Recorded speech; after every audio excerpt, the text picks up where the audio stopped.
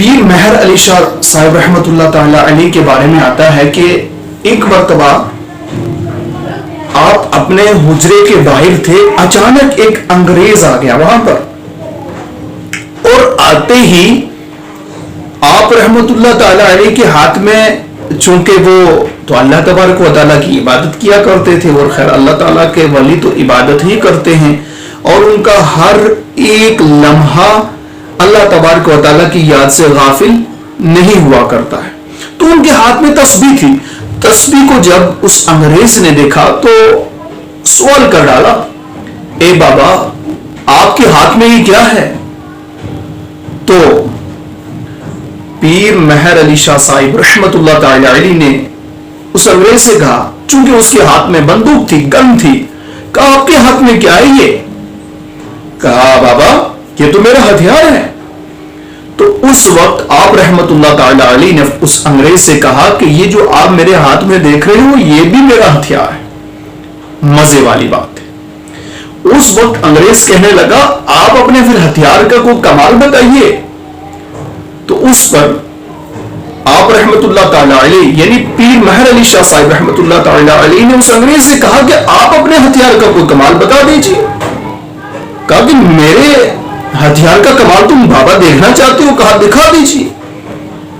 تو انگریز نے کہا آپ رحمت اللہ تعالی علیہ سے کہ دیکھو سامنے درخت پر آپ کو پرندہ نظر آتا ہے؟ کہا ہاں جی آتا ہے۔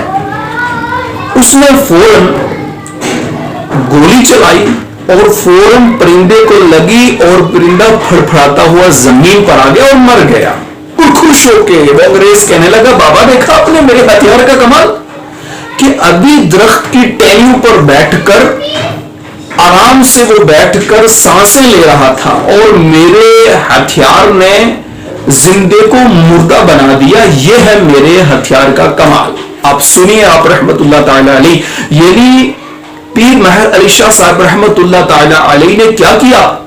کہا اب آپ اپنے ہتھیار کا کمال بتا دیجیے۔ تو آپ رحمت اللہ تعالی علیہ گئے اور وہ درود شریف والی تسبیح، مطلب یہ کہ جس تسبیح کے اوپر آپ رحمت اللہ تعالی علیہ درود پاک پڑھا کرتے تھے، اللہ تبارک و تعالیٰ کا ذکر کیا کرتے تھے، سبحان اللہ، اس تسبیح کو یوں ہی پرندے کے ساتھ لگایا تو اس کی برکت سے وہ پرندہ زندہ ہو کر پروان کر گیا، پرواز کر گیا، اڑ گیا۔ تو آپ رحمت اللہ تعالیٰ نے فرمایا اس انگریز سے، کہا دیکھا میرے ہتھیار کا کمال کہ ابھی مردہ تھا ابھی زندہ ہو گیا اور زندہ ہو کر دوبارہ پرواز کر گیا۔ تمہارا ہتھیار زندوں کو موت دیتا ہے اور میرا ہتھیار مردہ چیز کو، یعنی یہ پرندہ مردہ تھا یہ ابھی زندہ ہو کر چلا گیا، دیکھا میرے ہتھیار کا کمال۔ تو یہ آپ رحمت اللہ تعالی علیہ کی ایک کرامت تھی الحمدللہ عز و جل کہ آپ نے یوں ہی اس درود شریف والی تسبیح کو اس پرندے کے ساتھ لگایا تو اس کی برکت سے وہ پرندہ جو ہے وہ دوبارہ زندہ ہو گیا۔ تو اس کہانی سے مطلب اس واقعے سے ہمیں کیا سبق ملتا ہے؟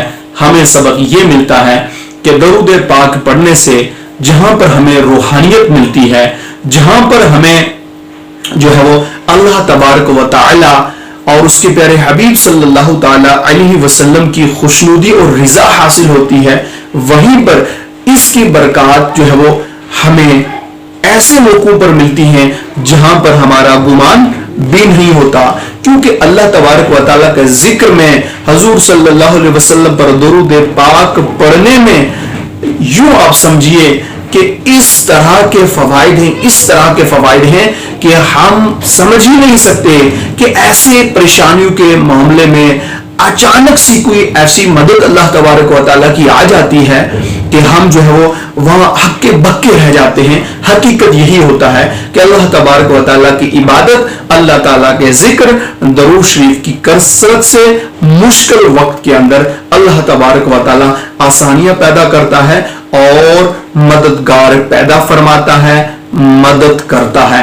لہٰذا اللہ تبارک و تعالیٰ کے ذکر کو، آقا کریم صلی اللہ علیہ وسلم پر درود پاک کو جو ہے وہ اپنے لیے وظیفہ بنا لیں، دنیا اور آخرت میں ان اعمال کی وجہ سے، ذکر اللہ سے اور ذکر حبیب سے، ذکر مصطفیٰ سے انسان کو کامیابی ملتی ہے، اور دنیا سے جانے کے بعد الحمدللہ عز و جل وہاں پر بھی کامیابی ضرور ملے گی انشاء اللہ عز و جل۔